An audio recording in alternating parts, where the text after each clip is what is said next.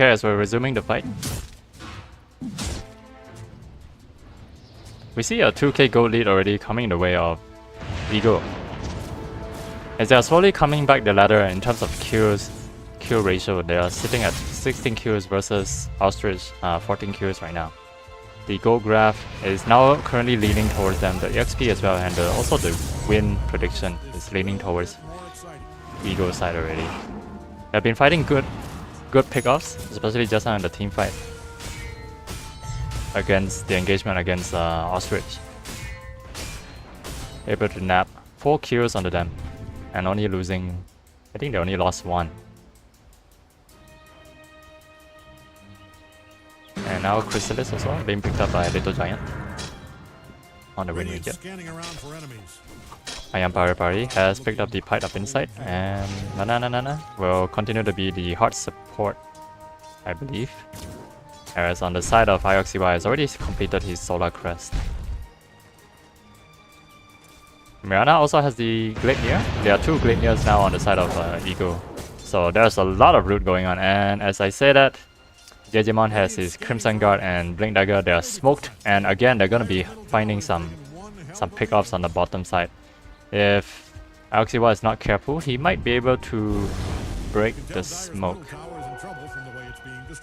And he's gonna be walking under the sentry ward. Oh, the smoke has been broken. He sees them.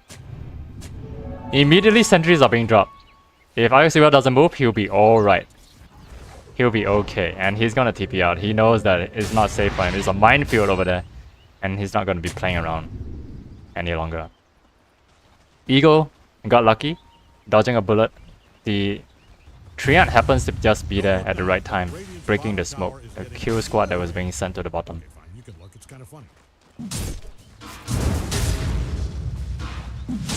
Disruptor also has his Frost Staff. Glimmer Cape also being picked up on the Jakiro.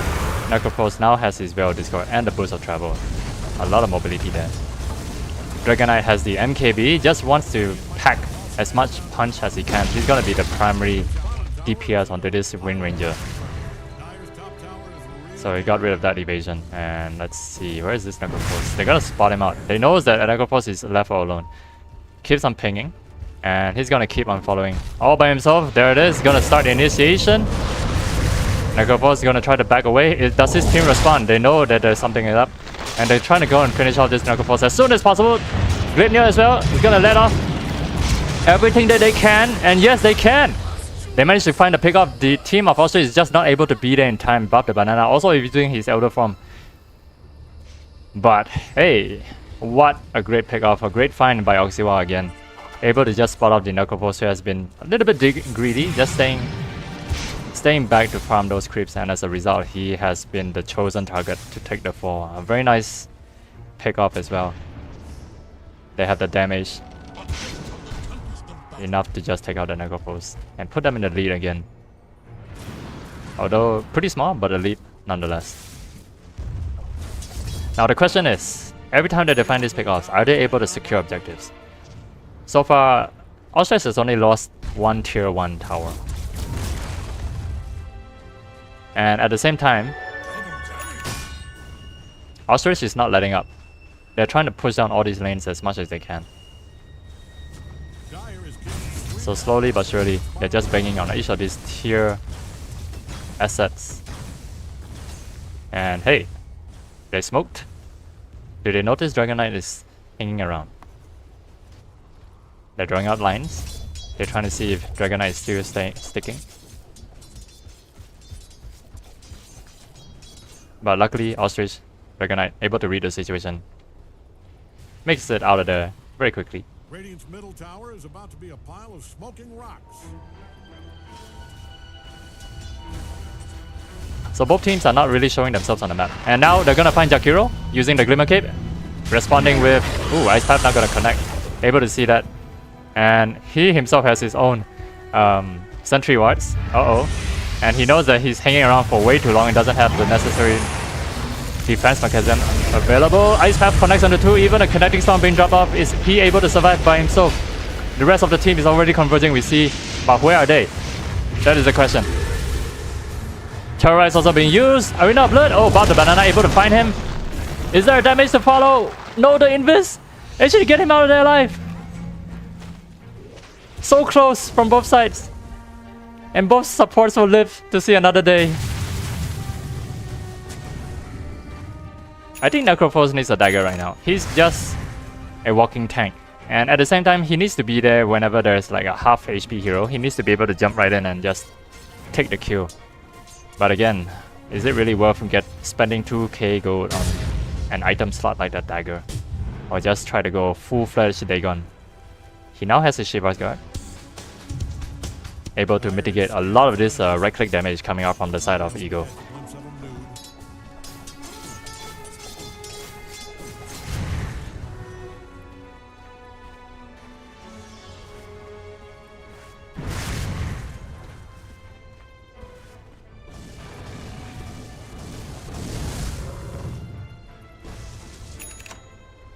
So Alexua just now made a very good choice. He understood that there was too much time taken chasing down this Jakiro. He didn't want to press his luck further and putting himself in a very precarious situation.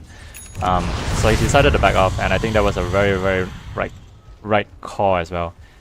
Otherwise he would have forced his teammates to save a friend syndrome, and all of them would have ended up in a very bad high ground position, low ground position against Team Ostrich.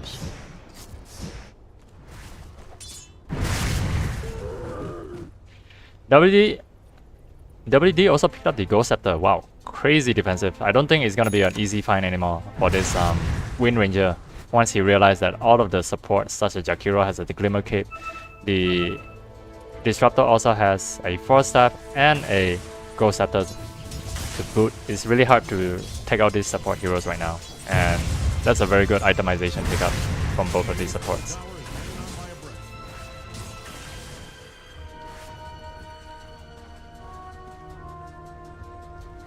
Again, we see a 5-man smoke making a beeline towards the top lane on the side of Ego. Similarly, a response smoke from the side of Ostrich. They're gonna think about going for this fight. They know that the power shot is being used, and immediately Arena of Blood catches onto both of these cores, but BKB is well prepared from all of these three. In fact, they're gonna fight inside, and seems like Mars is in a lot of trouble, taking so much damage from this Focus Fire Whirlwind. Where is it? Damage? Oh yes, able to pick up onto 2. Next they're gonna try to focus down this Dragonite, and Dragonite able to finish off this Willow? Yeah, Willow's dead already. So Necrophos left by himself. He just has to be very careful not to die to this half HP, and yeah, Necrophos not able to find a kill onto the Reaper's side. Crazy good find for Team Eagle. They're able to use this BKBs very timely. Both sides actually were able to use their BKBs. The only problem was Mars just didn't have his own, and the Crimson Guard alone was not enough to mitigate the damage coming out from the Focus Fire Whirlwind of this Wind Ranger. If you're in the vicinity of Dire's top tower, I'd put on a hard hat. And now they're gonna try and pressure this tier 2. So again, Necrophos still has his ultimate. Dagon also ready to go. Dragonite Tunnel, he's already committed his Elder Form, and I don't think Ostrich is in a position to take this fight. Oh, they decide to glimpse back, and is there a follow-up though? Able to hold him to place. He doesn't have the Mars Spear, doesn't connect, and he doesn't have this Rolling Thunder as well. The moment that the Mars Spear doesn't connect, they couldn't take on the fight anymore. And yeah, I don't think Ego was ready to respond to that either. They just wanted to join as fast as possible before Necrophos joins the fight.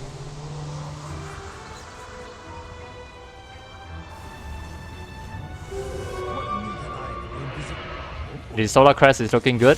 So far, he's been able to use it onto the cores, keeping them alive as well as dishing out, contributing to the DPS that they can dish out. Again, another Invis Rune going for Iron Pari Pari.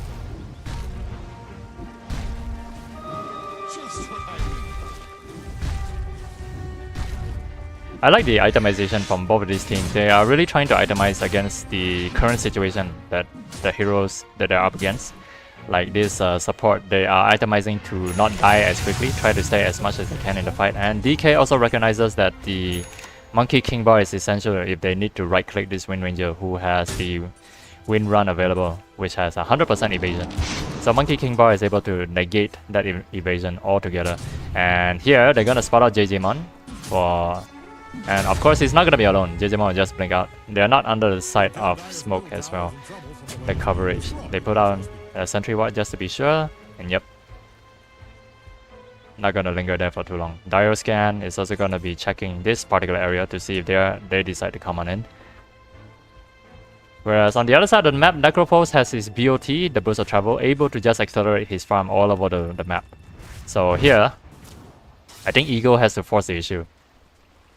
They need to force this tier 1 tower, and at the thick of it, I am Pari does has his Rolling Thunder. He's just very afraid of the Static Storm. The moment that the Static Storm comes down, he's no longer able to use his Rolling Thunder.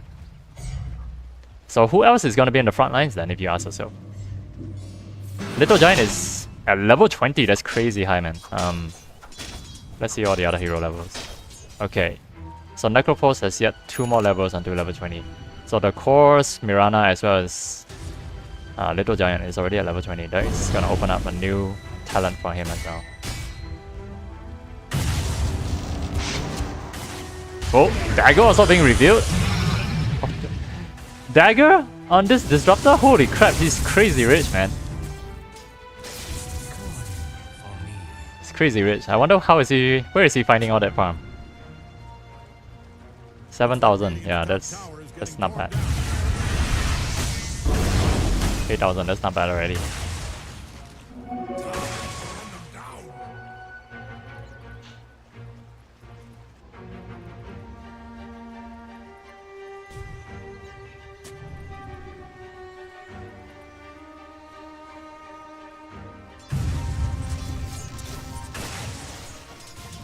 So now they're gonna spread out.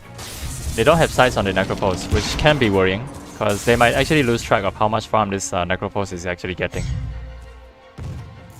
And bottom lane, they find a nice treasure, which is Roshan. They all happen to just be there, and it doesn't seem like Ego is ready to respond to this. It's gonna take a while, but needless to say, I don't think Ego is in position to... Yeah, it's not. They're not anywhere near there. They're also not near the gate. Being over here, they're just positioning themselves in fear that Ostrich is able to smoke gank them.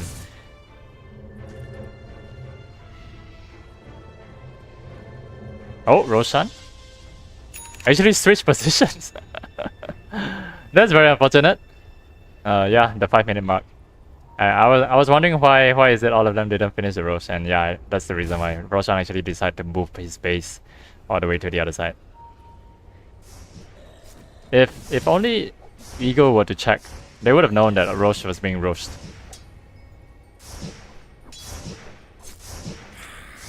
So the question is, do Ostrich continue what they started? Now that the bottom tier 2 is also naked, bottom lane is pretty dangerous. And yeah, they're actually pinging. They're actually drawing lines here. They want to see whether they're able to get vision in that area. Oh, teleporting in. He sees it. He hears it. And wards also being spotted out. They know that the Treant is in the area.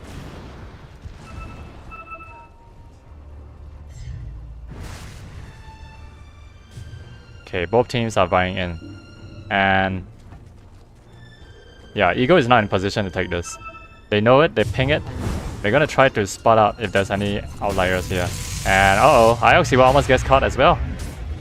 Seeing that the kinetic field is being dropped, he's playing a very dangerous rat and mouse game right now. I am Pari as well, decides to join. Hopefully Little Giant can join in time, as sooner or later this fight is gonna break out in a really crazy situation. Bramble Maze also being thrown out a little bit preemptively. And wow, it's doing a lot actually. And here Arena of Blood also being used, because if only connecting onto one, even the Static Storm and Static Field nothing gonna do much. And now the Little Giant even revealing his BKB, now gonna put in a lot of damage onto all these heroes. And immediately just melts them all together. Crazy a lot of damage, and here they're trying to reroute. Able to get the Shackle Shot as well onto this Necropulse. I don't think he's in a lot of... Yep, he's not gonna make it out there alive as well. What an incredible find. And they'll move on to even secure the Roshan after that. This is absolutely perfect. Going the way of Ego right away. As Little Giant just able to dish out so much damage with the Whirlwind facet.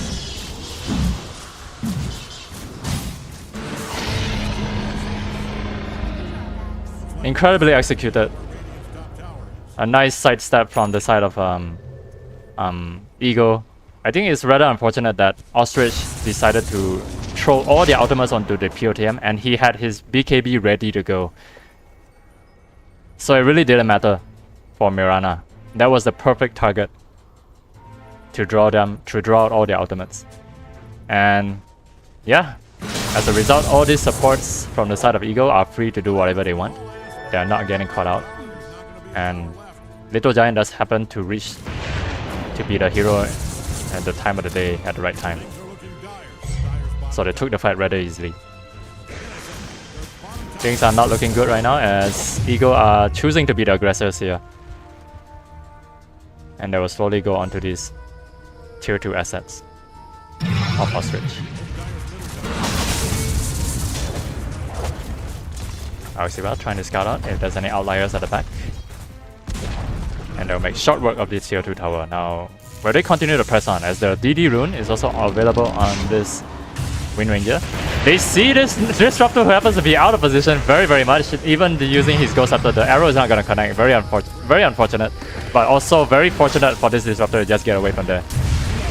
The Ice Path also not going to connect as the Little Giant is being disjointed away due to the Mars Spear. These skills are being thrown. A little bit miscommunication there, but they will try to just chip the tower. The arrow is being flown. Not gonna connect onto anyone as there is a tactical pause. Very crucial moment right here, right now. They're gonna discuss their plan and the lag is an excuse, I assure you ladies and gentlemen. It's just an excuse as they're gonna decide what is the play of the game right here.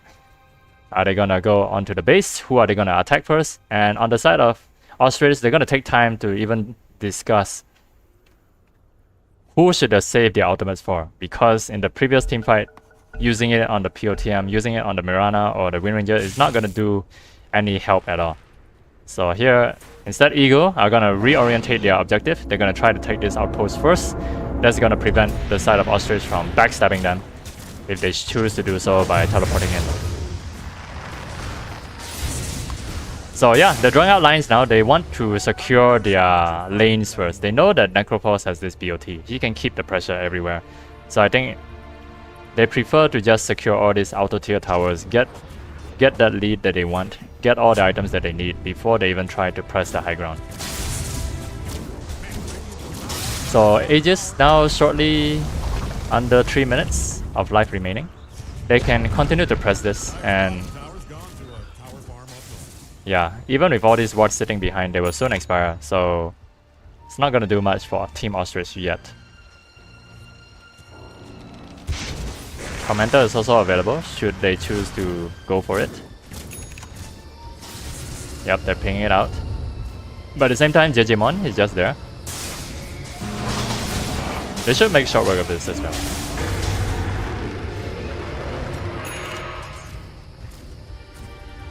They almost find Jejimon.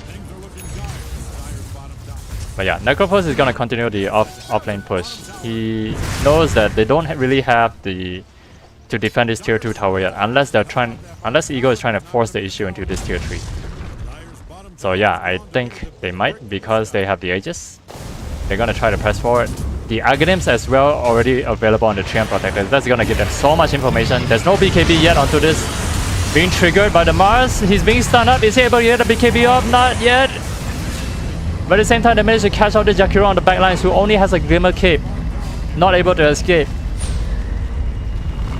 Jejimon doesn't want to drop the Arena of Blood yet. He wants to see the BKBs being committed for the side of Eagle before he even decides to do that. But look at all this vision coming off from the side of Eagle with the Aghanims pick up by the Treant Protector. And they're gonna try to do it again. The Shackle Shot able to connect onto both. And the Bramble Maze drawing them with the Gale Force. And here it is, Focus Fire being let out. The Overgrowth as well, and nicely executed, holding them into place. And they already take out 3, 2.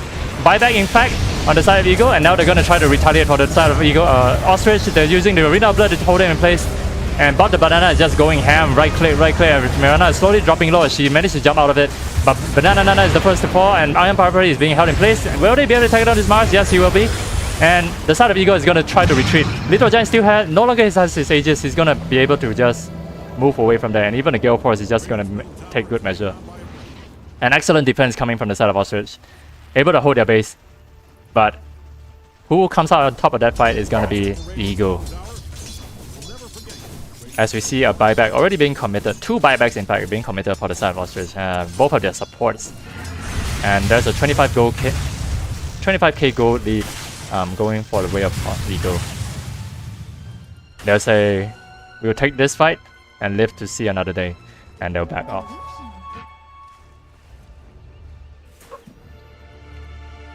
Satanic ain't daedalus on this little giant, hitting so hard like a truck already. Iron Barbarian with his Desolator already has 4 charges. And Ioxiba is just gonna be venturing around the map, trying to plant as many eyes in the forest as he can, wherever he passes.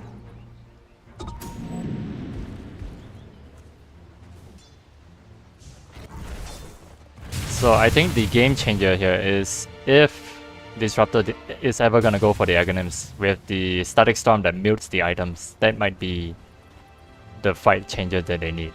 The moment that the Arena of Blood is dropped in, they use this Static Storm, there's no way that your Mirana or your Windrunner is getting out of that. With the items being muted, their BKB is rendered useless.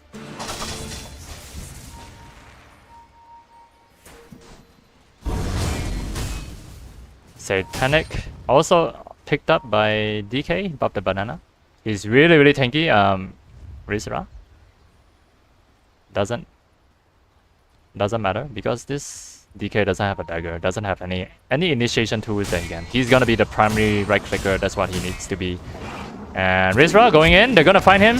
He's left all alone by himself and I don't think anyone is there able to respond to save his ass. So yeah, Jakiro, I'm gonna try to make out of there. He might be the next target here if he ventures too close.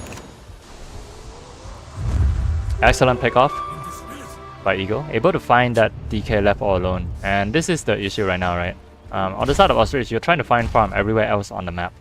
So you're gonna have to throw bodies left and right in order to spread that out. Uh-oh. They see this Jejemon using the Crown Curse, the Curse Crown onto him. And the secondary Bramble Maze coming out from the Curse Crown also gonna be a nuisance. As bottom lane, Blue Storm is nicely pushing out the lane, trying to buy some space for the team. So question is, do they press on? Wow, Aghanims pick up on the Jakiro, and the Arena of Blood also being dropped into the backlines. Ioxiba is in some trouble right now. And on the backlines, we see Little Giant already wiping out the Jakiro, and also he continues to press on. So much damage coming out from him. He's already wiped out 2, 3, 4 dead on the side of Ostrich. Only leaving the Necropose left as he comes back from the bottom lane. But couldn't find any kills as he's already used his Dagon level 1, but Reaper's Sight, no opportunities at all. As the rest of his teammates are dropping like flies, and now at the same time we see our Eagles taking no quarter. They just want to press on, destroy all these tier 4 towers and render the throne naked. They know that on the side of Ostrich they don't have a buyback. It's gonna always be a disadvantage. They have a full flash team ready to go and they're gonna try to bang on this throne. BKB, DK, gonna try to hold on as the focus fire also being thrown out. But it doesn't matter, the throne just melts away and there it is. Good game for the side of Eagle. They managed to secure this team fight winning battle. As the Wind Ranger proves to be such a force to be reckoned with.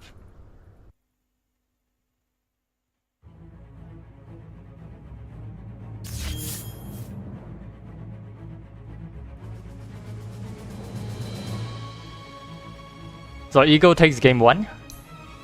A very nice back and forth fight. But at the end of the day, we see Eagle just coming out on top for most of the team fights. And it was very exciting to watch all of them. Little Giant performed incredibly good here. Sitting comfortably at 15 kills and 33k net worth. He's able to just wipe out, go in ham with his Focus Fire and Whirlwind talent, the facet. And doing so much work against the heroes of Ostrich, just melting them away. So yeah, we'll be right back, ladies and gentlemen, in about 15 more minutes as we take a break, coming on into game 2. Stay tuned.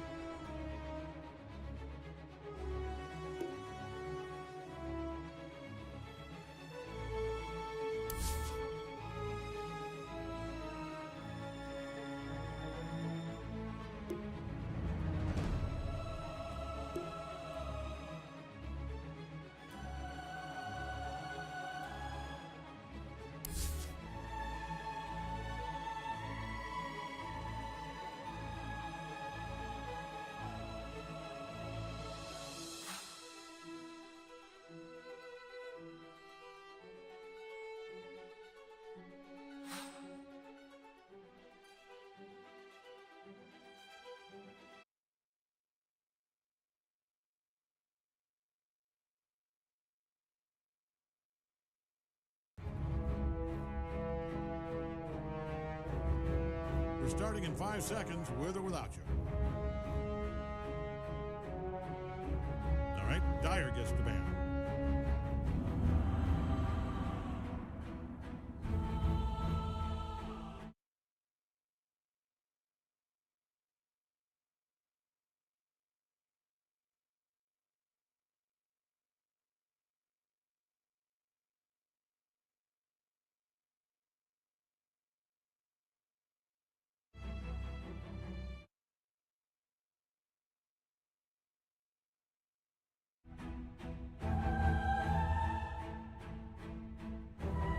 Seconds.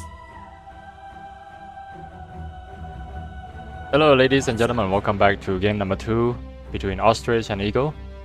We see an outstanding performance from the side of Eagle in game number 1 as they choose both the Willow and Wind Ranger. Now they're receiving a respect ban on the side of Ostrich. They do not want to deal with these two heroes again when we've seen such a stellar performance from both of these players playing the Wind Ranger and the Willow. Again, Eagle also respecting Ostrich comfort heroes such as the Undying and the Magnus. They just don't want to deal with any of these positional displacement kind of heroes in their matchup. 10 seconds. So this leaves Jakiro and also Treant Protector, one of the popular picks right now for the side of Eagle available.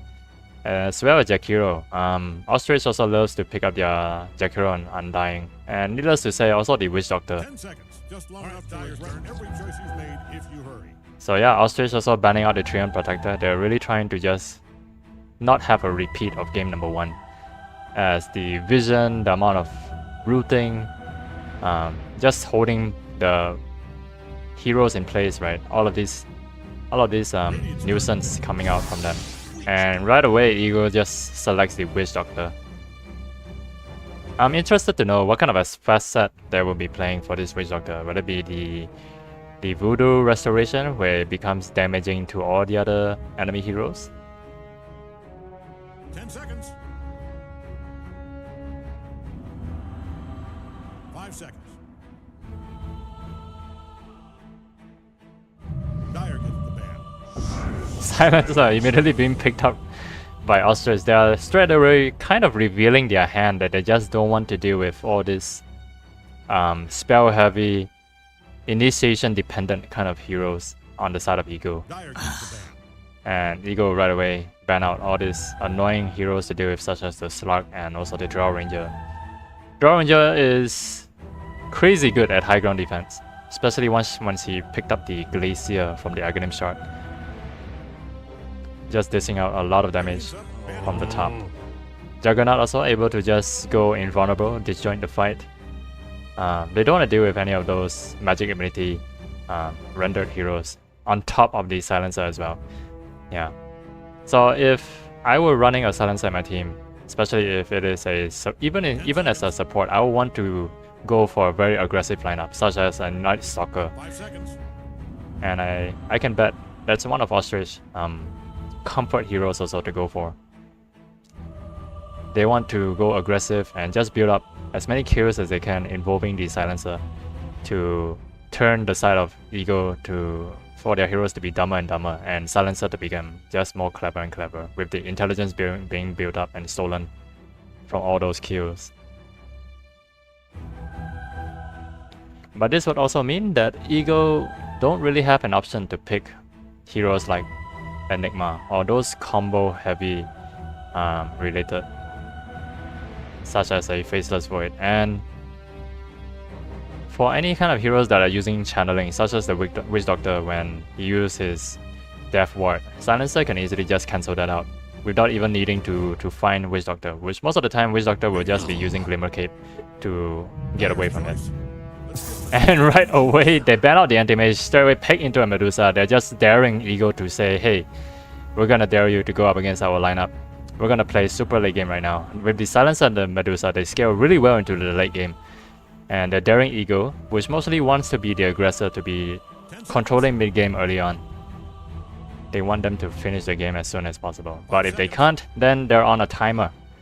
Ostrich will be a ticking time bomb. If the Medusa gets big, as they continue to hold the high ground over and over again, Medusa can actually hold the game long enough to make a comeback from this. And this is one of the main reasons right now why Medusa is continuously being banned throughout the tournament. They just don't want to go too much into the late game, where it can be just a high ground defense to the point that everyone gets fat and it's an easy lane down mid once you have taken a team fight. Dyer's choice. Let's give him a second. And here we see Eagle responds right away with the Night Stalker. They just want to take over the tempo. They say, okay, if you're gonna play late, we're gonna take over the mid game too early as well. So Silencer doesn't deal well with any of these heavy aggressive lineup early game. He's really tofu, and he doesn't really have any escape mechanism at all to get away from the aggression coming out from Night Stalker. If they want to push their limits, they can even go into a clockwork to boot, but that would just defeat their damage. They need more damage output. They've already got a tanker, a diver, and here they're gonna go with one of the comfort heroes for Rizra. Again, it's gonna be the Mirana. He'll most likely be going mid. And the Night Stalker can survive really well on the offlane against this Medusa. Radiant's up. Spirit Breaker. Also an interesting pick. We've seen Spirit Breaker lining up together with Night Stalker in the past, and they work really well. Just able to push even more aggression into the backlines, and I think they're trying to do this as a counter pick in order to prevent such. But again, the Centaur War Runner able to solve the mobility problem for Medusa. With the Stampede, it just offers so much mobility to all of their heroes, able to either initiate or even disjoint. If let's say Silencer and Medusa are being caught out in a very bad position, they can get away to reposition and counter attack on the next team fight. So Ostrich, now they're veering towards very tanky heroes, and very hard to deal with in the early mid game. And here we see a support being picked up again by Eagle, one of the comfort heroes for them, Jakiro. So in case that there is a Stampede being used, the Ice Path will be a very nice, we can say it's like a... 10 seconds. It's one of those tire tracks that actually stops any speedsters from running through, right? It will burn out your tires the moment you roll over it. So Ice Path generally works like that. It's gonna make you want to just stop in place for a while and wait for the ice to melt, and then only then you move on. Otherwise you'll be caught in the 1 to 2 second stun. Alright, Dyer gets the ban.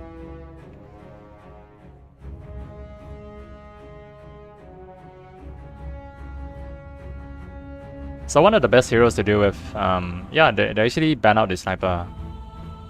Because he's gonna be really annoying if let's say you have a Night Stalker and Mirana able to protect the sniper in place, even though the Spirit Breaker is able to just rush all the way to the end. But one-on-one sniper and Spirit Breaker, I think one-on-one sniper will always win if he has the items ready to go.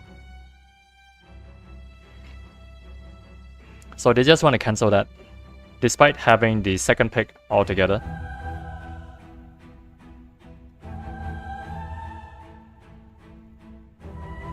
So Ostrich, they're looking for a possible mid, and that's why the side of Eagle, they're banning out the Storm Spirit. They're trying to ban out any kind of heroes that will help to control the mid tempo.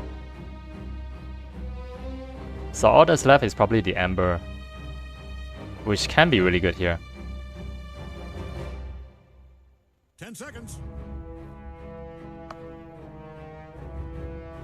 5 seconds.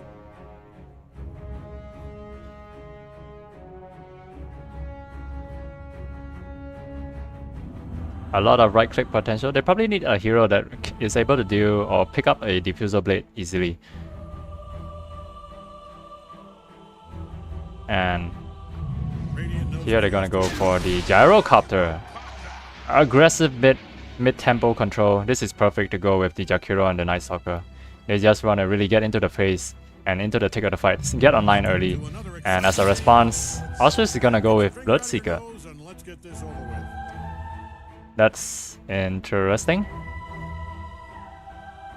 Usually, if I were to pick up Bloodseeker, I would want to go against a Centaur War Runner to prevent anybody from just running away while the Stampede is active, or even a Spirit Breaker from him just running away.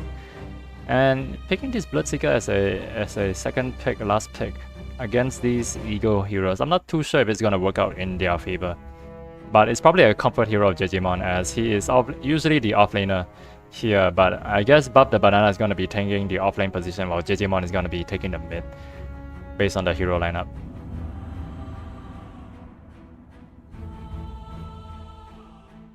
Oh no, this is gonna be a... Wait, this is gonna be a support Bloodseeker? No. Who's their mid? Medusa is gonna be mid, and then Bloodseeker is gonna be carry. And then off lane, you would have your center wall runner. I think that's how they're gonna play it. Ostrich. Okay, on the side of Radiant, we have Team Ostrich. Blue Storm is going to be playing the most likely mid Medusa. He is usually a mid player. Bob the Banana is going to be on the offlane wall, center wall runner. WD, before he runs away from everybody else, he is going to be on the Spirit Breaker. And then Neil is on the support silencer, and Jejimon on to the core Bloodseeker, wherever he may go. On the side of Eagle is Risra. He's going to be playing the mid Mirana. Little Giant on the carry Gyrocopter. Iron Pari Pari is going to be on the off lane Night Stalker, and the supports Banana Nana is going to be on the Witch Doctor. Where is Aoxiwa? Aoxiwa is Jakiro. Yep, he's going to be on the support Jakiro. So yeah, we see similar smokes being used by Ostrich, but to no avail. They're not going to find anyone. They're just trying to use it to get the extra movement speed and get into position as soon as possible.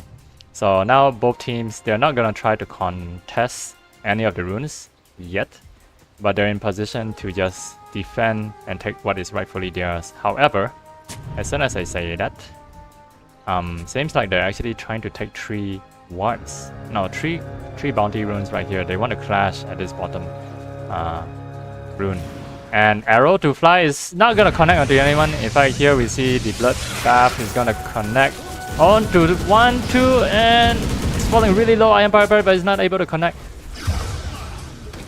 But so much damage already coming out from the side of Eagle as they managed to take out both of these Hero Silencer and also the Spirit Breaker, dying to the Maledict. In fact, so much damage coming out as the Gyrocopter was able to land a lot of the Rocket Barrage barraging onto the side of the Team Ostrich. Yeah, able to just secure first blood as well as the second blood going over to Eagle.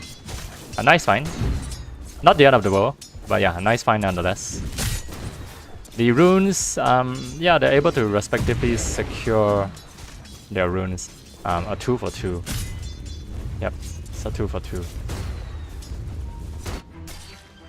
So Iron Pari Pari was punished quite a lot in that recent scuffle, right? But at least he didn't die. But the thing is, he's gonna go to a lane where he's on really, really low HP, and now he has already lost his career as well.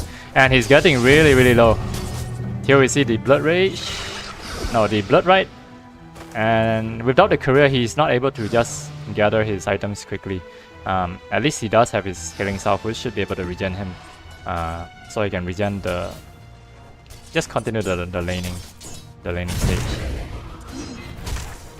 Top lane, WD. I think he will actually go down. One more right click. And yeah, IOCY is in some trouble. He needs one more right click. No, two more actually. Is there any speed coming from the center wall runner? There's no body block? No? Oh, okay. So close though. It's a good thing Little Giant didn't try to step forward. Otherwise, the double edge would have gotten IOCY already. There's no charge yet coming out from WD as he is only have one level into Greater Bash.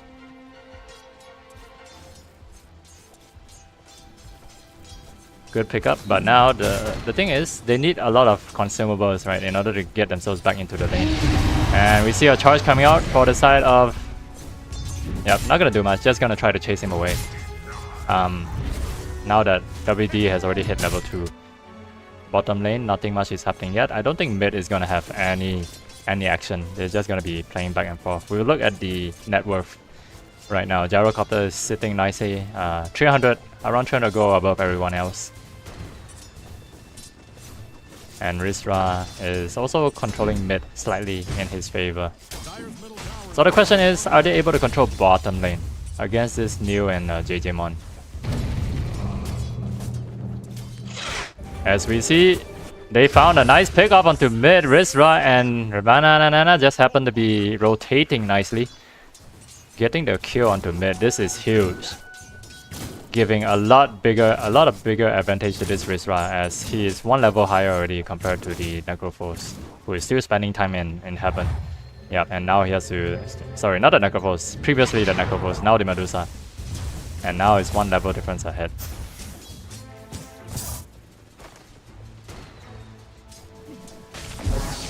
They're gonna try to go on this. Bloodseeker, JJmon already being melodic up, but there's no follow-up damage. He will try to heal himself as soon as he can try to get this right click down, and there's a counter measure. I am Pari. Also taking some wisdom damage. Glaive of Wisdom, he's slowly temporarily losing his intelligence. So these top heroes on the side of Ostrich, they're not easy to kill either, and look at that. But they're gonna try to chase onto Ioxiwa. That's the real target that they want. They're gonna go on him, and yeah, I think they're just gonna keep on going, and you know what? Gyrocopter is just gonna farm the lane. There's nothing much that he can do about it. And that's a nice initiation going in the way of Ostrich. They recognize that there was nothing that Jakiro could do. It doesn't have the boots, and neither does Centaur need a boot, but he is definitely faster as long as he has a lot of strength going in his way. We see a pause coming out as yeah, they're complaining that there's a bit of lag coming from the servers. We're playing from Singapore server, by the way. So Singapore, if you're hearing us, please help.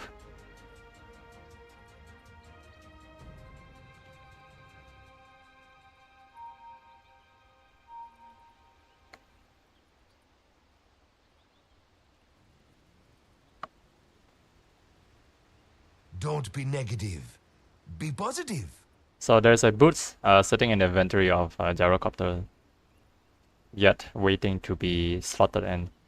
And if he moves too far away from the tower, that's gonna be a hassle. I think that's the reason why they have to pause as soon as possible before he loses the advantage right here. Above the banana is most probably gonna get that range creep. Blue Storm though, is there a possibility that he can recover from mid? Because the thing about Medusa is you don't want her dying so early. You want her to get her farm as soon as possible. She builds into that Manta, Yasha, or even the dragon staff, right? Yeah, and that she needs to accelerate her farm as soon as possible and to build as many levels as she can into that split shot. But now that she has gone into the Gorgon's Grasp and the Mystic Stake, she is very much trying to win the lane against this Mirana. And Mirana has already scaled 1 into Leap, making her quite the slippery target. 1 into Sacred Arrow is good enough, and the Star Storm is going to be the main burst damage coming from that. On the bottom side though, I think this is a nice lane for Silencer, right? Just being able to right click into the heart of this Witch Doctor. Just for Silencer, just have to be very careful about this Maledict. If the Maledict lands, you just back off, and when the Maledict doesn't land, you just right click as much as you can under this Witch Doctor. Simple and easy.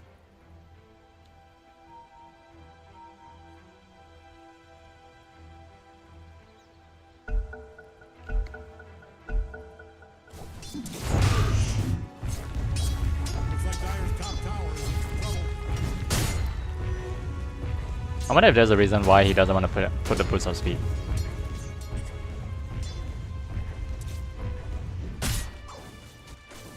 Maybe somebody can educate me there about that later.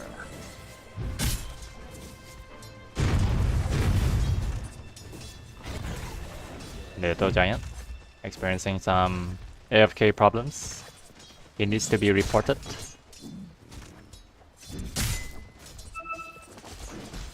Yep, seems like technical difficulties coming out from Little Giant. In any case, they'll be fine. Oh, maybe not.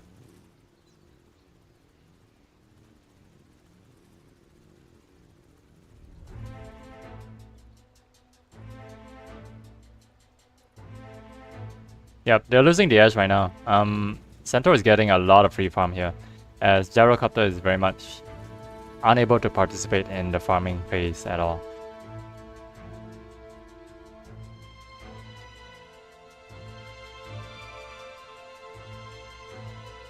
I'm interested to know what this Bloodseeker is gonna be going for as the very last pick. He has the Thirst already scaled into 2 levels up.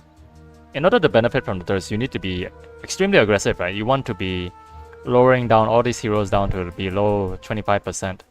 And then you'll be going crazy fast as a Bloodseeker. But the thing is, where is all this damage gonna come from? Right? I mean, it has to be like super late, probably. But don't expect so much happening in the early or mid game phase. And I question how early can this Bloodseeker actually come online then.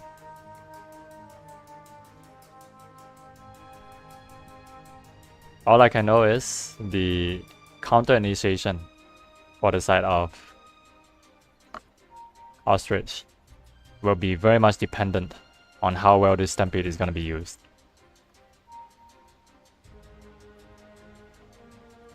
The Stone Gaze the moment it lands, and then the Stampede to break away first.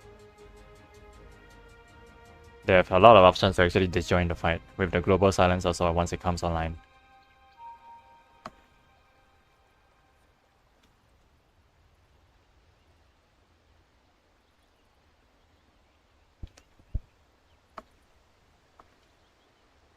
Ruptured units are pushed when attacked by Bloodseeker. That's the facet that he is going for. I think they're gonna try to bash that person like crazy, right? And with the greater bash, he say like, hey guys, let's team up, you, me, Spirit Breaker. We're gonna rupture one guy and we're gonna bash him to the edges of the world. Sounds like a legit strategy against, I don't know, a gyrocopter. It's nighttime now. I am Pari is moving slightly faster. I wonder if the technical issues has been resolved. Immediately using homing missile, gonna try to just zone out this Spirit Breaker, and Bout the Banana is just trying to stay relevant and disrupt the farm.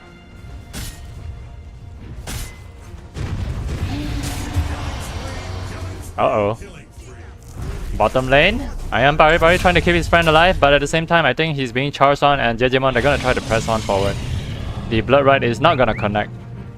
And still it's taking a while for this SB to come on in, but little did he know, does he know? I mean, is there a ward? Yeah, the ward actually spots him out. Oh, I guess not. He's just gonna stop by and pick up the bounty rune. So they managed to get a kill, a return kill. But I wonder if it's worth it though, because you're losing a core for a support, and this is what we see. Despite the EXP is actually going towards the Bloodseeker and not going towards the Night Stalker. Yeah, so that's what we call tactical feeding, right? Uh-oh, Little Giant being gone on. A nice ice path to just disjoin that, and even the homing missile to follow. But there's just not enough damage coming out from them.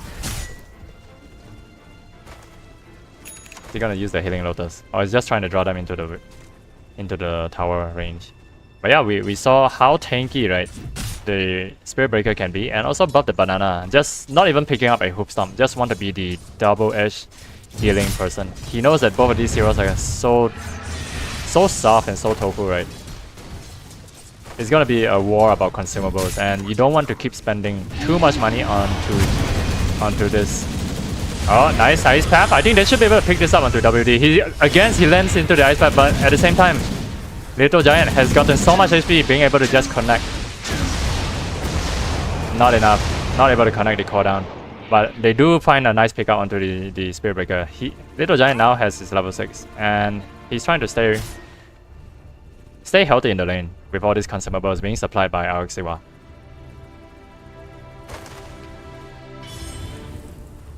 He does have his Falcon Blade, allows him to just regen his mana, being able to use a lot of that Rocket Barrage, which is the main DPS output.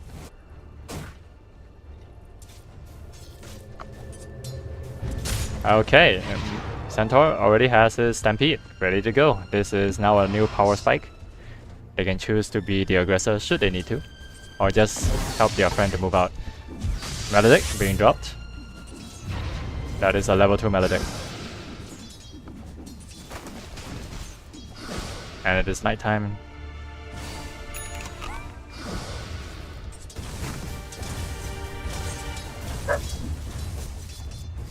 So I am Pari yet to be a level 6, whereas the Bloodseeker is already level 6.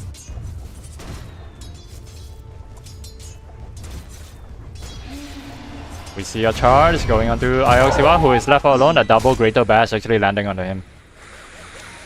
And the top lane, he knows that this guy is left all alone. Gonna try to zone him out with the homing missile. Risra even decides to join.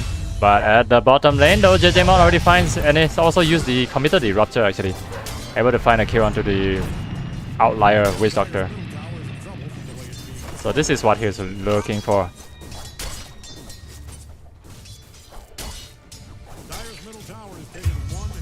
Uh-oh.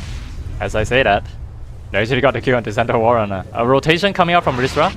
He was missing from the mid lane for quite a while, and I think that was to be expected. So it's either he's going bottom, either he's going top. And yeah, since bottom died, that must mean he's going top, as there's no response. Ooh, a Rod of Aether has actually already been picked up by the Bloodseeker, and now they're gonna try to go into this. Still level 5. Night Stalker, and yeah, the paralyzing cast was actually cast a little bit too late. Should have not used it at all when the fight has already disengaged. But oh well, he has a lot of mana with the arcane boots as well.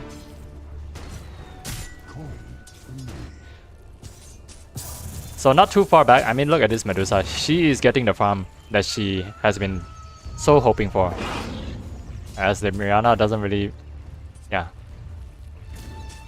As the Mirana is no longer in the lane to control her, right? She is just gonna stay here and be the moving tower. And they're gonna try and go and pop again. WD gonna try to stun up the Little Giant, but that's not gonna matter. And next they're gonna try to go into the Centaur Warrunner. But yeah, that was a easy read, easy execution. They know that Spirit Breaker doesn't have a means to escape that easily, and he is forced to use his skill if he needs to. There it is, there again. They're gonna try to go into this above the banana, and Stampede already being committed. And he will get out of there safely. Now the question is, does the rest of his allies, are they able to exploit the Stampede just now that happens to be used? And he will make his way back to the fountain. So a little bit of space going for Little Giant, as he is now uncontested in that lane. They even have wards in that area to just be very sure that there's gonna be no rotation. And the only thing you need to fear about right now is the Silencer as well as the Bloodseeker. As long as you keep tabs on him, which is at bottom lane. Teleport coming in. Jakiro trying to just hold in place. Nice ice path, but the silence though. The creep block though. Silence. They're not able to respond in time. So Mirana, no mana. He uses it. The stun, arrow to fly. Not yet. There was a silence as a result of the last word, I believe. Arcane Curse, no, it was the last word that actually connected onto him. That's why he wasn't able to follow up with the arrow after the leap. But yeah, return kill for a core for support, however. At top lane. But the banana is back in full force. Iron Pari trying to press his luck. But yeah, he has the face boots.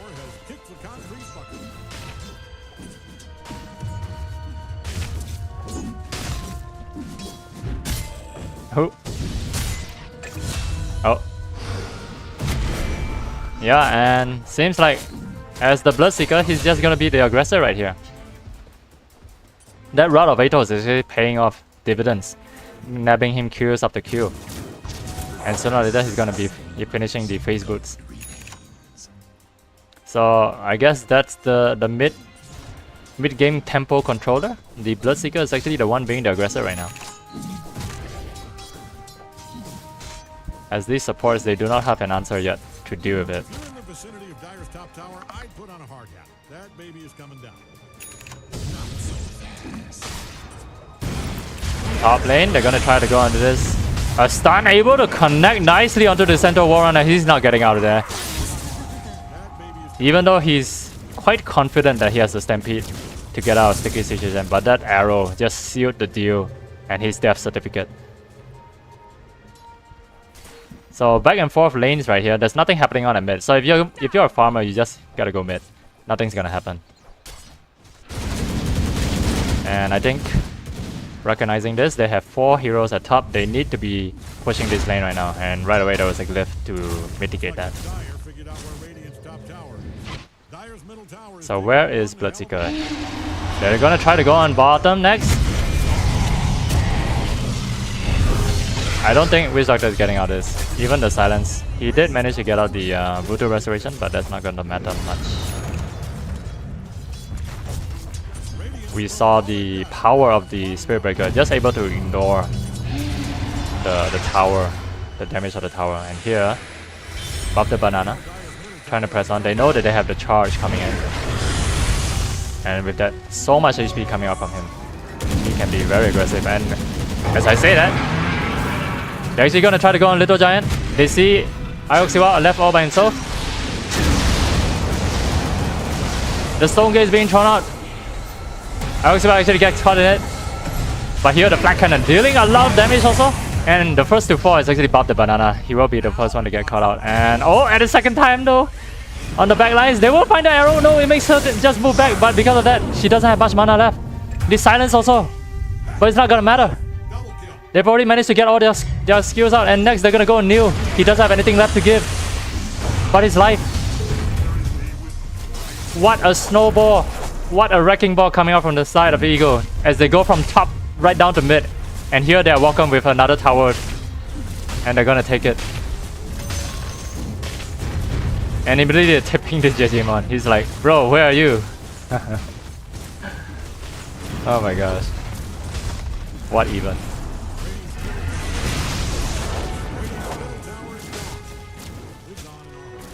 I can't imagine, but somehow, some way, the fight is working out. And here we see another charge coming out from WD. He decides to not press against it as it's just a one-way ticket for him to get there faster. Now they're finding a attack squad going on the bottom. It's nighttime, and if they're not careful, they actually might find the Bloodseeker, who happens to be already on the far side of the left map. Yep, they're not gonna find him. They even go under the range of the outpost. Yep. So with the siege engine, are they gonna try to protect it? No, guess not. They're gonna let the siege engine fall, and double damage rune is at bottom. But where's the response? Oh, they're gonna find this silencer. Left all alone, doesn't have the ultimate. Is there any follow-up though? One more. Oh boy. Jejimon, does he want to commit the rupture? No, not at all. In fact, WD will come on in, and now the Blood Rite is gonna try to zone out everyone else as they disengage from the fight. They're gonna reposition, and Jejimon is gonna continue farming. So they've taken the bottom tier 1 tower, but no lives were exchanged. As yeah,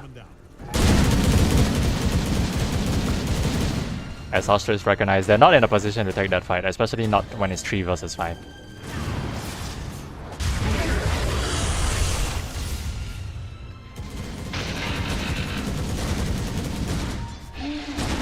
Uh-oh, they spot out Jakiro. He's being gone on. The charge. Silencer also using his skills. And the silence to follow as well. This is a dead end sign. Yep, dead and gone. And even the double damage room being picked up by this blue storm. And the arrow not gonna find anyone. The rupture also gonna be committed on the WD, but the call down not gonna be of any avail. As they press on to find 2, claim the prize of these 2 support heroes. Silencer able to get a lot of that as well. The intelligence permanently stealing 7 already. He's been in 7 of the 9 kills that Ostrich has gotten. That's a very involved silencer. Well played.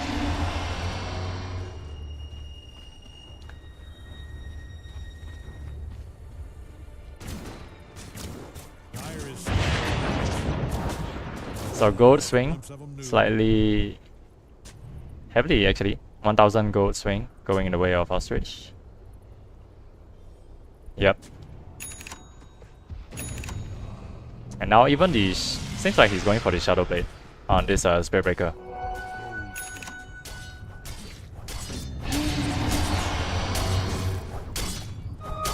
Going for the Glamir on Jejimon and eventually the BKB. So Aghanim's already been picked up by the Gyrocopter. This is crazy good. He's gonna help accelerate his farm. And now he's gonna buy for the Chrysalis, gonna even boost his damage further. So Iron Parry, now that it's nighttime, he has to be the one pushing the issue. And I think they need to go as 4, right? Even the gyrocopter can actually go and tag along. They have so much firepower right now. And they have vision at bottom. Uh-oh. They spot it out. Using the ultimate. Is the Stampede going to be committed? Stampede is available. He's going to straight away use it. But the Gleipnir is going to hold in place. And the arrow doesn't connect, but it's not going to matter. It's just for good measure. In case he happens to miss the Gleipnir. But yeah, they managed to find a core. The Stampede was also committed. Unfortunately, they were already prepared for that. And Ostrich was not in any position to respond.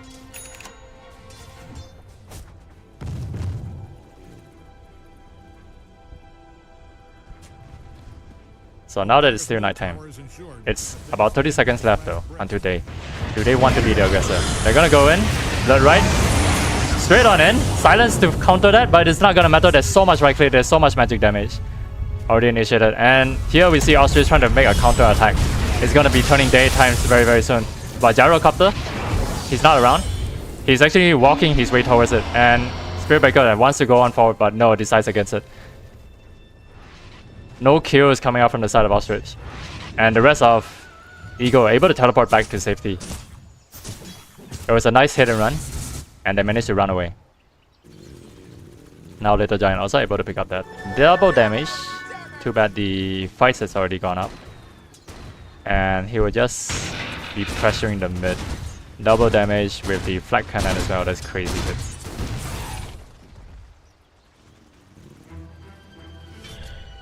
So how's Jejemon's farm going? He is the 4th in net worth right now. He has Gleipnir already.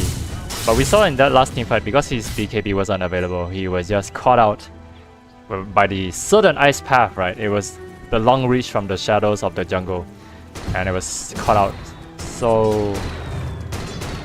yeah, so suddenly. And we see all these global spells being used, like the Silence, the Stampede.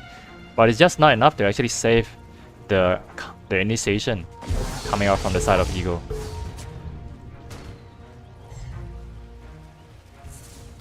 Vampire Bite. Uh-oh, seems like Berserker's around though. I don't know if Iron Piper is actually in a good position. He will turn it to night. He is getting gone on. But instead, a double Gleipnir actually being thrown out and a stun to boot. They're gonna try to finish off the Jejima. I don't think he's in time to respond at all. And yeah, will Iron Piper be able to make it out there alive? Yes, he can. He's actually taking down to the curse. And he might actually fall one more. Oh, it doesn't matter. But instead, Neil will actually pay with his life. And Iron Piper able to get away with that with the high regen coming out from the Hunter in the night. He's able to get out there. And tips are coming out from both sides. Just recognizing how good of a player each one of them are. So much respect.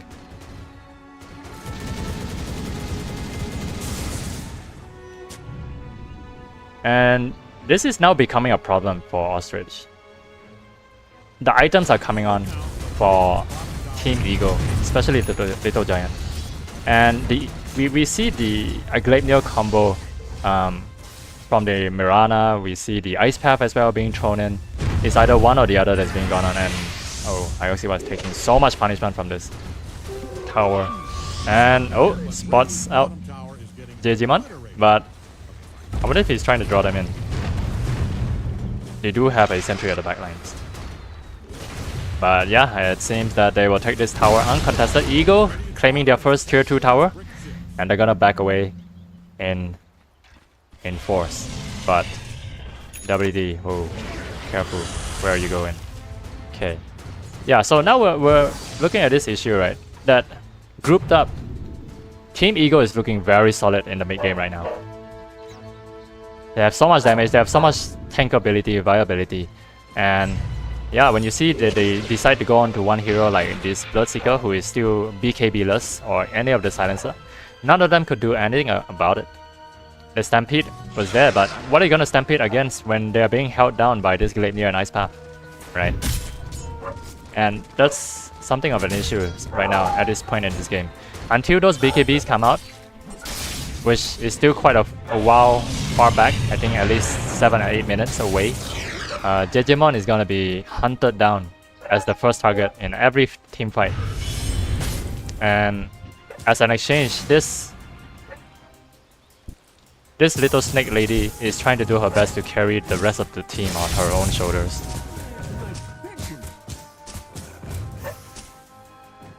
As right now, she does have the Gleipnir and also the Yasha. Sooner or later, she's gonna be finishing the Manta style, which is gonna be very nice for her to escape from the Gleipnir.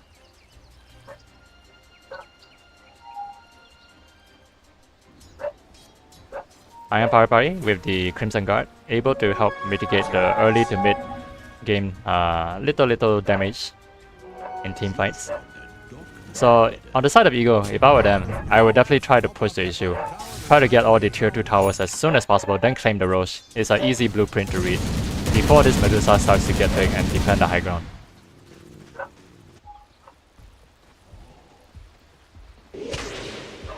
Spirit Breaker, only a little bit more until his until his what do you call that? Shadow Blade.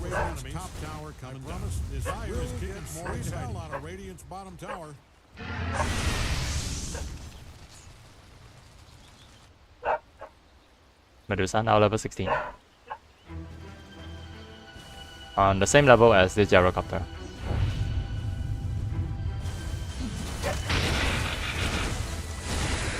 Yeah, so Ostrich, they don't really have an initiation. I mean, the only heroes that can initiate is the Rod of Atos coming out from Bloodseeker, and also the Blink Dagger coming out from this Central War Runner. And now Ostrich recognize that they're not in any capability to defend this top tier 2 tower, and they might as well spread out the map. Try to find as much farm as they can with this given space in exchange for their tier 2 towers. Blade Mail and yeah, Pipe of Insight soon to be completed by Buff the Banana. There's so much magic damage coming out from the Gyrocopter also, and as well as the Jakiro. Something that they need to help mitigate for their team to survive longer.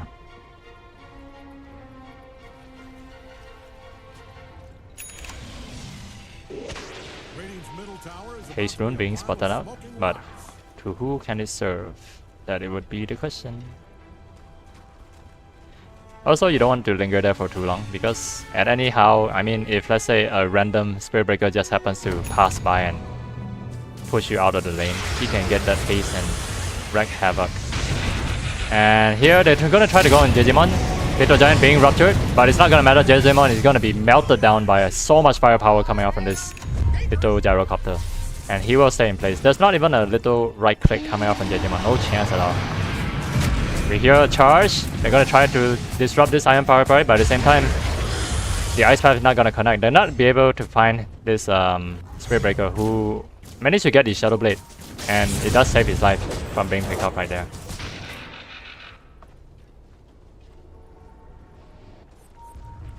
And bottom lane, we see the Center War Runner just trying to be a nuisance elsewhere on the map. Like, hey guys, I'm right here, come and get me. But yeah,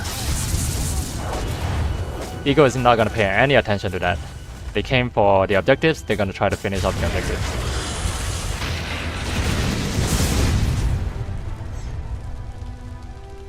And they're just gonna need one person to defend. Center War Runner is not really a hero that can kill heroes all by himself, so yeah, all they need is just a core to defend that, and no problem. The rest can just continue to melt down this mid tier 2 tower. Top as well, top tier 2 tower is still available, and I think that's why they're pinging it out. They say, hey guys, let's not ignore the rest. They're trying to split push.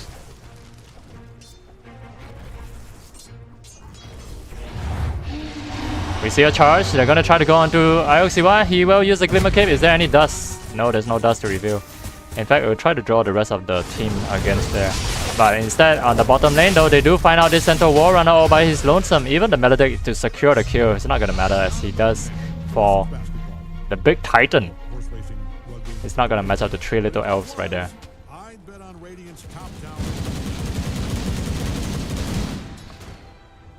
So one by one, Team Ostrich is falling. how long can they hold this place for the Medusa to get bigger and bigger. Again, this is all about the high ground. Uh-oh, Ioxiwa doesn't seem like in a very good position, but here we see the Ice Path not able to connect onto anyone. Even a core down doesn't really connect onto anyone. But yeah, they should be able to secure this tier 2 tower regardless. A bit of an out positioning by Ioxiwa. He wanted to get in there probably just to plant a ward. Yeah.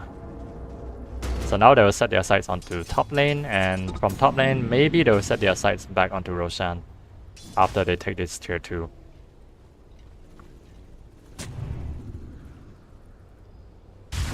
They do have control of the outpost. They will now try to take as much as they can from the jungle. The Tormentor is also available.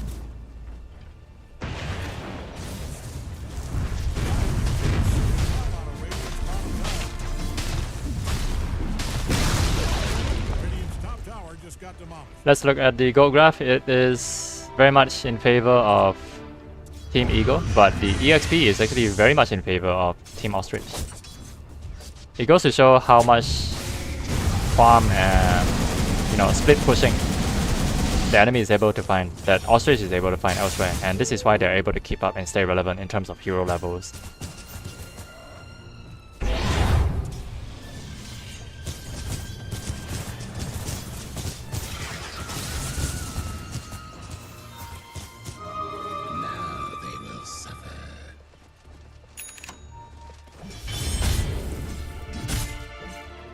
Little Giant. He's gonna find something is off. He's like thinking, where are my ancients?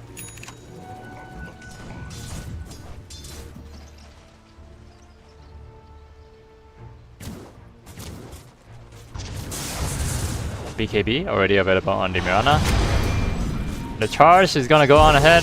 Banana is just gonna use the paralyzing cast for good measure and just Glimmer Cape away to safety. Radiant is gonna use a scan here. He's not gonna find anyone. And here they're gonna try to take both the Tormentors on the map. Ioxiwa falling very low. Woo. Woo. Just one more HP. I mean, one more hit. He would have lost his life right there. And yeah, I think Bloodseeker should be able to get information on that. He's already been thirst up. He has information on Ioxiwa already.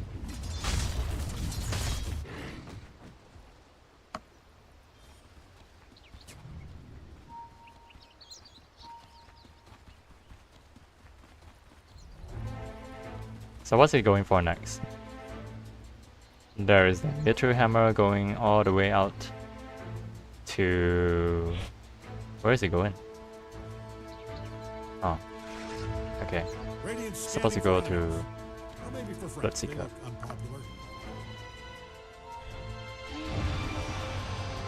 I hear a charge. They're actually going to make their way down towards this. Roshan! So now we see Eagle trying to secure their second life insurance here.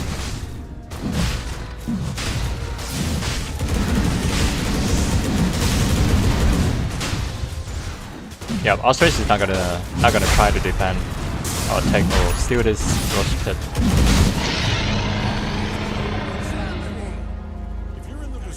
No? No Wraith Band? Okay. So they have the second life on to this Little Giant. He just needs to be very careful not to be pushed too high into the high ground, which can be a little bit dangerous, considering that he doesn't have something like a Dragon Lance.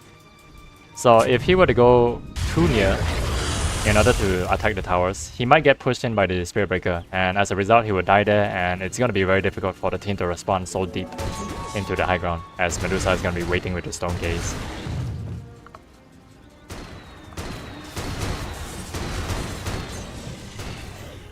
So I'll be wondering how would...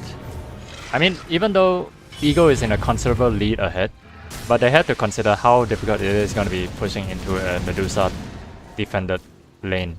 And the best way to do this is actually to try to draw the opponents out and take maybe the Silencer away from the team fight, or either the Centaur War Runner if they can. But other than that, to defend, I mean to attack against a full lineup where Their team is specialized in counter attacks. When I say that, I mean I was hoping the silencer can counter attack. The Gleipnir is also being picked up by the silencer. And interestingly, Spiritbreaker chose the Nemesis Curse. Oh, yep, they're gonna try to go on him. Is there any detection? Yes, they do. And yeah, they'll be able to take him out right away. The dust coming in clutch from this Witch Doctor. Able to find the kill, render the Shadow Blade useless.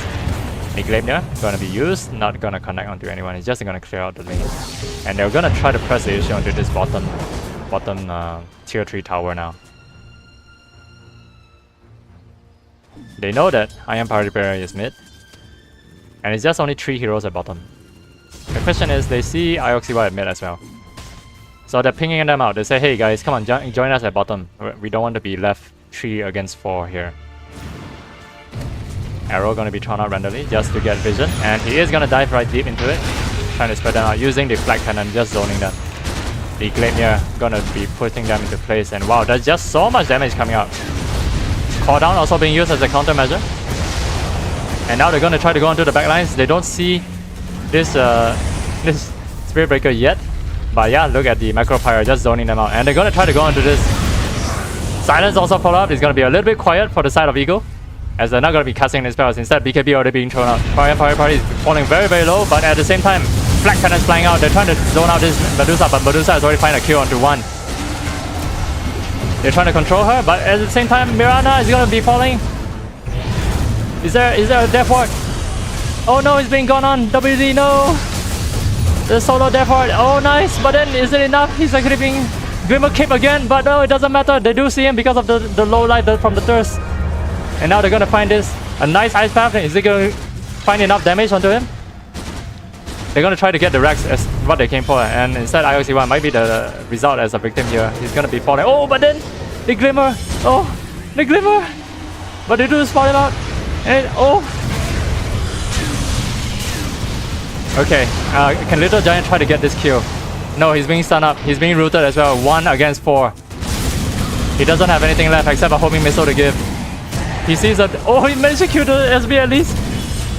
But they do take down the Titan. Jejimon is still alive, thankfully. They only lose half a Rex, which is just the range. It's not too bad. But they do hold on. This is what we're talking about. So they're going to lose team fights like this, Eagle, in order to take down assets. They've lost 6 of their lives. And by doing so, they allow the Medusa to actually live throughout the whole fight. And by letting her live throughout the whole fight, she's going to gain AXP, she's going to gain gold. And this is the high ground defense that they need for the side of Ostrich to come back. They managed to hold on the melee racks, so nothing is really considered lost. But yeah, it's definitely favoring Ostrich in terms of that high ground push. And now that Eagle doesn't have a second life, and they find it really difficult to go into this Stampede, to go into this Global Silence as well as the Medusa Stone Gaze. There's so many things that you need to consider, and they're so good at trying to disjoint the combinations, the fights. So even with a BKB, you're not exactly safe. Even with this Satanic, you're not exactly safe to be able to win this.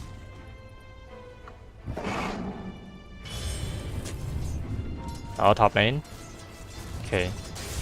But the Night Stalker though, he's gonna try to cut the backlines. If he's able to just press on a bit further, he would be able to ping it out. He actually noticed already.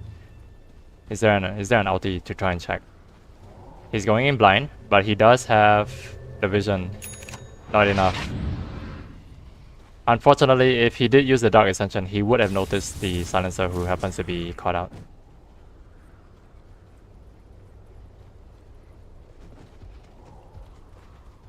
So I don't know if this ward is going to be doing any good for Eagle, but at least if they happen to be pushing the lane up until the corner here, then at least they will know how the movements of Team Eagle, if they're coming to gank or if they're going to move towards the Roche.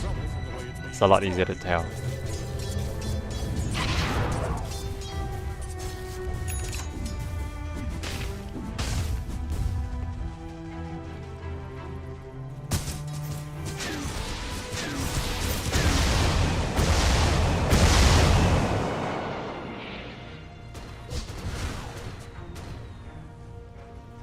Gyrocopter almost hitting level 5, 25. And this Medusa is already level 22.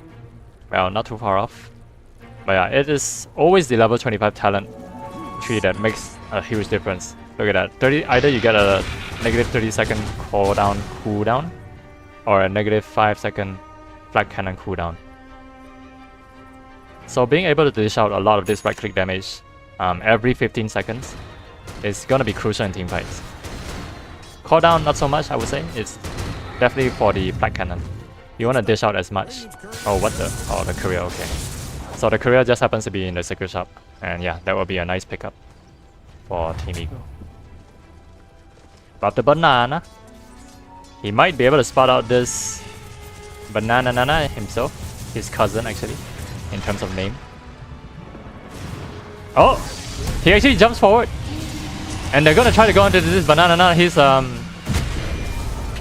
Aeon Day is actually popping up, and yeah, they're gonna throw everything into him, and he will be the first to fall. On the sidelines though, Iron Power Party is being ruptured. And it's 1 against 4, Rizra. There's no help. The silence nicely timed. They're gonna try to disjoint the combination that the Jakiro is trying to pull off, and Rizra will be the second to fall as well. But the backline Little Giant doing so much damage trying to control this Medusa. Medusa doesn't have much mana left to give. But in fact, the Stone Gaze is able to hold him in place. And there it is. There's another nice Ice Path trying to control. New is trying to chase on, try to finish off the job that Jakiro is still alive. But at the same time, again, one more hit. Not enough. The homing missile has already been targeted. There's no way they can teleport. He doesn't have the capability. He can only try to use the last word, and he will be gone on 1-2 right click. And there it is. Ultra kill going in the way of Team Eagle, but they have lost 3 as well. The Medusa is still alive, able to get all the kills. It was a very back and forth fight, but in terms of favor, look at that. It's still favoring the side of Team Ostrich. The DOTA2 predictions are still predicting not a very convincing prediction, but they are trying to say that that Eagle is actually gonna win in terms of 56%. But it's a very slim chance regardless. I bet on Radiant's top tower coming down.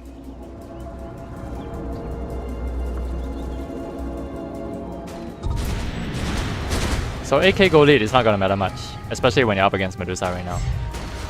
And you're only able to take half a lane this late into the game. It's not looking too good. Gyrocopter also doesn't last forever. Oh, they will spot out the Spirit Breaker. So again, they need to go for Roche. I think that's the next level of play, rather than being the continuous aggressor. There is a Disperser trying to go for as much mana burn as they can to just reduce this mana pool from Medusa. And I think the Aeon Disc pick up from this Banana is also a nice one. Jakiro has also picked up the U Scepter, tried to break away from the silence. That's one of the itemizations path that they've gone for. I'm just wondering, what does this... Oh, okay, he's gonna go for Cuirass. That's also a very nice itemization. That's what they need to go against this Medusa.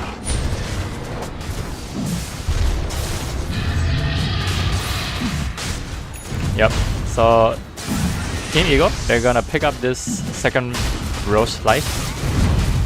And I don't think Ostrich is gonna try to contest. They're just gonna keep on farming. The Cranium Basher also, no, Skull Basher actually already been picked up by JJ1. This is looking good for him. If he's able to get the BKB off and he's able to get up in the face of, I don't know, the Gyrocopter is one of it, then that will be a great option for him to just continuously bash the person to bits. They're gonna find above the Banana. He still hears his Stampede. The Blink Dagger is rendered off a bit. And here we see night turns into darkness as the smoke is coming out. Iron Power Party has a lot of vision being seen, and he doesn't have the dagger though, but he's chasing very, very far ahead. I don't know if this is a good idea. They're gonna try to go on him. Blood Rite also being used. Is there a Rupture gonna be committed? The BKB already being committed as well. There's a... Oh, and he's being caught, this SB! He will use the BKB to disjoint, but I don't think it's a good idea to dive into the path like that, and they will be continued to be controlled. BKB is being used left and right. They're gonna try to finish off this WD as soon as possible and then get out of there. Rizra is also being ruptured. She has to be very careful of how she moves now. Oh, but then the blade mail. They will finish off Rizra. At the same time, WD is also dead. The silence being used. Uh-oh. This is not looking so good for the side of Ego, as Ostrich has put up an immense defensive high ground here. Actually, we're trying to make his way out, but a second Glade Mail to follow. They will be able to spot him, do they? Do they have wards? No, they don't. They cannot find him. Oh, they cannot find him. A sliver of hope going in the way of Ostrich just now. They managed to find and lower the gap of that gold deficit by just down to 3k. That's really nothing much at all, actually. As they take that team fight, even with the second life coming from Roshan, Ostrich is now gonna feel really confident with the butterfly also being picked up by the Medusa. It's so hard to finish off. The Skadi as well to go. So much silence coming out. The combo breaker, as we saw from the global silence. Very much have to fear for the side of Ego right now. They don't have enough damage to take down this Medusa. They don't have the jump as well, as much as they could. But that chase though, so far deep into the top lane. That was a disaster waiting to happen. As we saw the Rupture going through the BKB, the Mirana was brought down to so low HP. And as a result of the Stone Gaze and the Mystic Snakes as well as the Split Shot, there was just too much damage being dished out by the Medusa, holding the high ground there. And here they're going to try to go on to the bottom. Hopefully they find somebody, as they are under the guise of the smoke.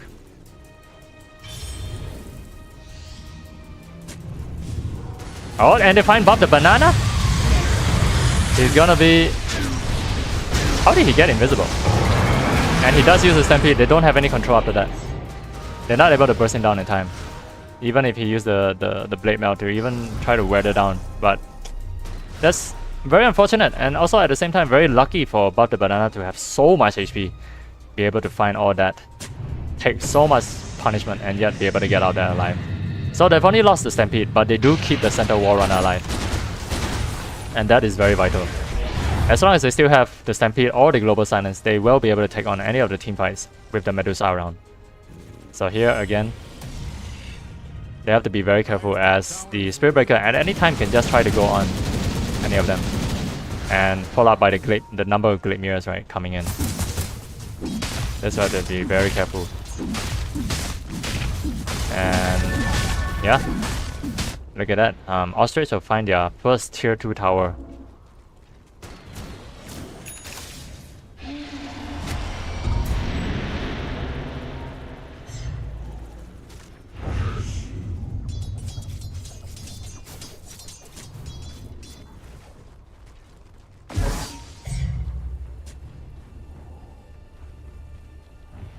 What's amazing about the Global Silence is that it's able to go through BKB.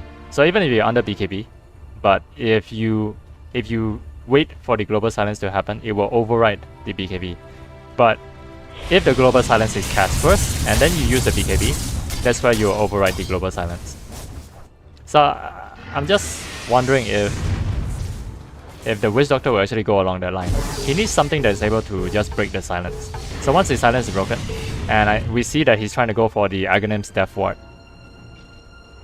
Once the silence is broken, he will then be able to dish out a lot of damage. But the thing is, he's always going to be gone on, right? He's probably the first target that this Bloodseeker is going to go on to. They're going to try to rupture the Rizra, but when we see... Oh, they actually try to go onto this bottom lane. Oh, not going to find anyone with the overwhelming blink. But here we see the charge coming in from SB, and it seems like this little giant is in a lot of trouble right now. The silence as well to go. Is there a BKB going to be used? Yes, he is, but he's going to get stunned up by the Satanic being triggered. The Stone Gate is also going to be used. Jakiro is going to be the first one, and here we see a nice pick of 5 on 2 actually being gone on. Ego losing 2, especially a carry. This is not looking good. A very nice initiation stomp right there from the side of Ostrich, as they have the reach, they have the dagger, they have the charge. It's really hard to back away from that, especially when your team is trying to split push. And yeah, recognizing this, the SB now has paid dividends, and now they're gonna press the attack. Medusa with the Daedalus. Dire's bottom tower. Bottom tower. Not like Dire's bottom tower. Now they're gonna make short work of this tier 2, and now Bottom tower's gone to a tower farm up north. are they gonna press on? That's the question. Dire's They will take out the outposts, prevent any backstabbing from behind.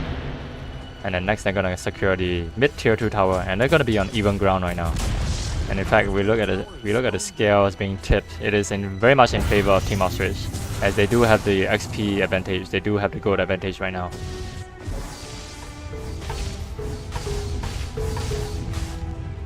Azal Kura is available in Power Empire Party, but other than that, I mean, what else can he do? He needs to be right there and bashing people's face, right? I feel the Skull Basher would have been a great pickup for him as well.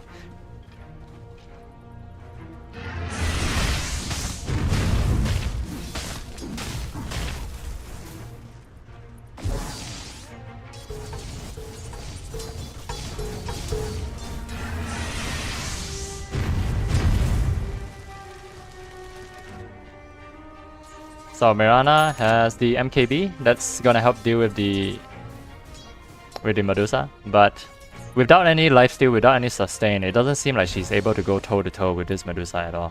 So despite having the MKB, it's not gonna do much against Medusa that's hitting very much like a truck right now.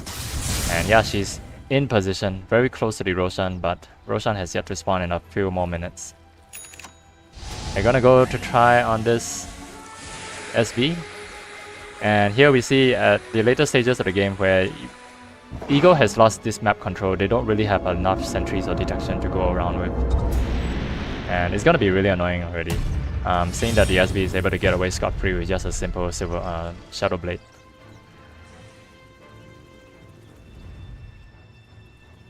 The Swift Blink as well already completed for this Gyrocopter. He's gonna try to go for a Divine Rapier next. I think that's a Hail Mary that they're gonna try to aim for. The moment that Gyrocopter loses that Divine Rapier, and if it falls into the hands of the Medusa, it is very much game over. Simple as that. Iron Power Party is gonna be gone on by this Spirit Breaker. There's nobody there inside. The Centaur War Runner is also gonna be aiding him, and it seems like the Overwhelming Blink is gonna be there. Is there gonna be a BKB gonna be channeled? Is there an ultimate as well? He will use it. And here we see the response. Is that BKB? Is that BKB? No, in fact, he will be ruptured. He will be silenced. Those are the team. A double rupture? Where's the rupture going on? Oh yeah, it's on Little Giant. So he cannot do much. And in fact, we see a lot of damage. He's gonna try to go into the supports first. And in fact, there was an Aghanim also. The Death Ward. And here they're gonna try to find a kill onto about the banana, but at the same time joining the fight. Look at Medusa go in the thick of the fight. Look, just dealing so much damage to all of the heroes out there. Nice blink, able to disjoin the Gridya. And that was the fight that they were looking for. Ostrich coming out on top with that second pick Medusa. Second in the draft. Daring Eagle to just go ahead and try to stop the Medusa farming game. And now they don't have an answer. They don't have the control. There's no Lincolns on Medusa, there's no BKB. They feel that there's no need. She's just gonna take all the damage.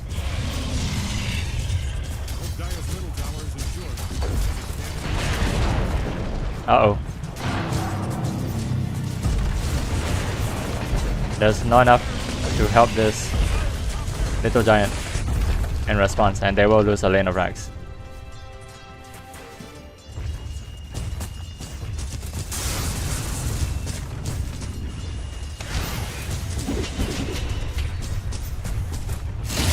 Rupture being used onto the Gyrocopter, and now they're gonna try to root this Nice Stalker into place. So the second rook lane there, he's now also silenced by the Blood Rite.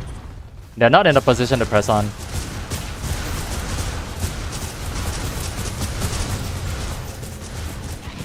And here we see the Rupture actually paying dividends against heroes that love to use BKB, right? And someone like Gyrocopter needs a lot of... He needs to be able to run around a lot in order to land those rocket barrage, in order to land those flag cannons, and just get in and get out of space. to re-engage the fights. But with the Rupture in place, it makes you think twice to actually move around, to be as mobile as you want. And the same goes when you're the Night Stalker, right? Any of these heroes that they target with the Bloodseeker, the Rupture, is gonna be thinking twice about running away. And probably going for the Lincoln Spear right now might be a really good choice. It's gonna stop the Spirit Breaker from charging into you, at least, for a short period of time.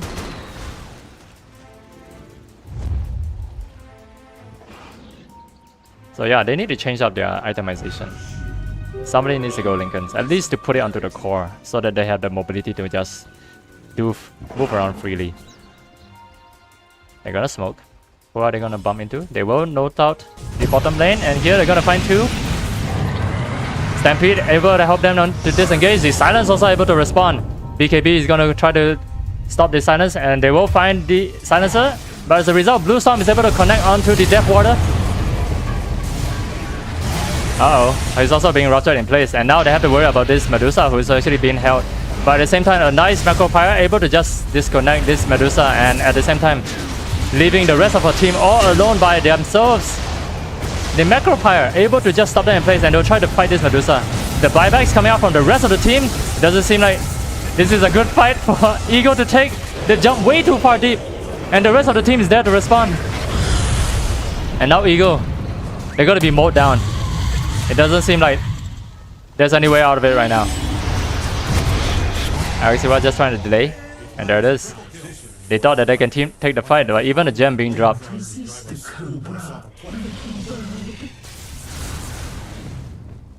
They're gonna try to send a courier there in order to pick up the gem. And there, okay, there we go, secret agent. Courier is gonna recover the gem. But would it matter? Now that their barracks is all naked. There's no towers left to defend. There's no heroes in place. 60 seconds away. It seems like they're just able to base rush. And there it is, buybacks have to come back. This is the final defense, 3 against 4. Against a Medusa team. Can they actually make it? Okay, he's gonna be ruptured right away. Night Stalker using the BKB, not gonna matter. He is being ruptured and he will fall. Let it go. As he's being charged, the Glimmer came out too late. Macro Pyre gonna be used to try to control the Medusa. It doesn't matter, as she will reposition and try to take down the towers. The Stampede also gonna be used. SB is gonna get out there scot-free. Nope. Okay, the tower managed to finish him off. Together with Little Giant. Now they're gonna try to finish out this Medusa. She's very low. She doesn't have the mana. The Disperser is doing so much work. And they will be able to take down the Titan. Can Iosewa live through this? And it is a dieback. Okay, he is still alive. But the question is, can they hold him in place? Nice, Gleipnir. Arrow also off the boot. They should be able to control this. Triple kill. They will hold out their last remaining tower for this tier 4. Medusa still has a buyback. She has a lot of money left. And now they're drawing out lines. But the question is, can they actually force it? There's no buyback left on the Centaur. So it's gonna be at best 4 against 3.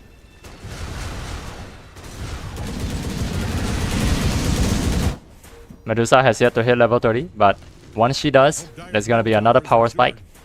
As we see, Gyrocopter is already level 30. Buybacks being used. They're gonna try to go onto this Gyrocopter, holding him in place. SB, they're gonna find him. Silence as well. Oh wow, even has the Wind Waker. Oh my goodness. Dieback going in the way of. Oh, that means Little Giant is all by himself. He will use the Disperser to break away from that Gleipnir. As we see the relic just sitting there. Thinking about it. They're thinking about using the last remaining money that Little Giant has, and he will jump in, try to go as much as he can onto the tower. And trying to force this Medusa to buy back, but Medusa is not going to do anything at all. They will use the last remaining glyph for fortification to buy some time. And there it is. They need to run away. They don't have the advantage anymore.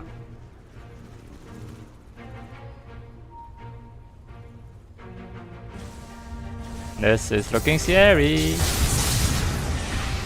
Arrow, gonna try their luck. Not gonna connect onto anyone. As we see the rest of the team rendezvousing and mid. Is this the final push that they're going for? Eagle, gonna race to the high ground.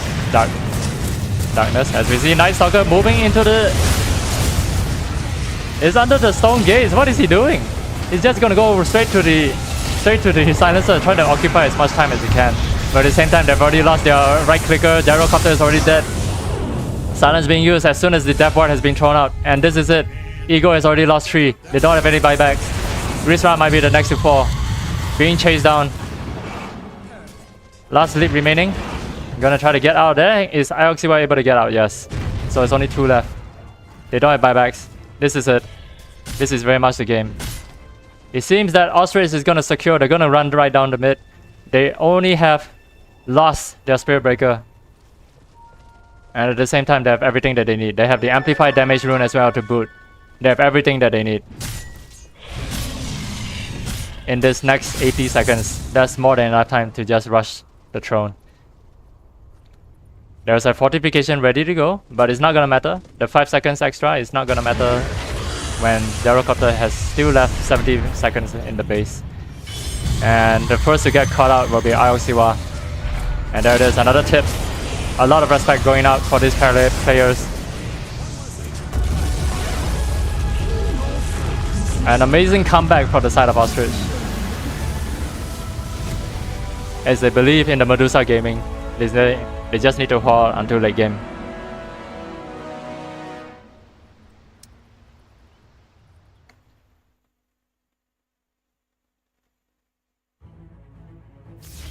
Nicely done. Ostrich able to take game 2 despite having a rough start, a rough bit, but they believed in the farm, they believed in finding space for the Medusa and the Bloodseeker. The team put through together despite all odds. It's really tough to play under such an immense amount of pressure, but the team prevailed with such perseverance, and yeah, they believed in the Medusa, able to hold the game. Look at that, 50k net worth against the Gyrocopter, who is like 37, and the next in line is 25k. Props to the players in Ostrich for holding out. And yeah, Eagle just couldn't find the opportunity or the window to close out the advantage that they had. A small advantage, but it was a very difficult one, needless to say. As we mentioned, when pushing into the high ground, that was one of the toughest things to do against a Medusa, who will exploit the depths and the kills. As long as she's able to survive those team fights, she will get those levels and she will get those money in order to build up her items.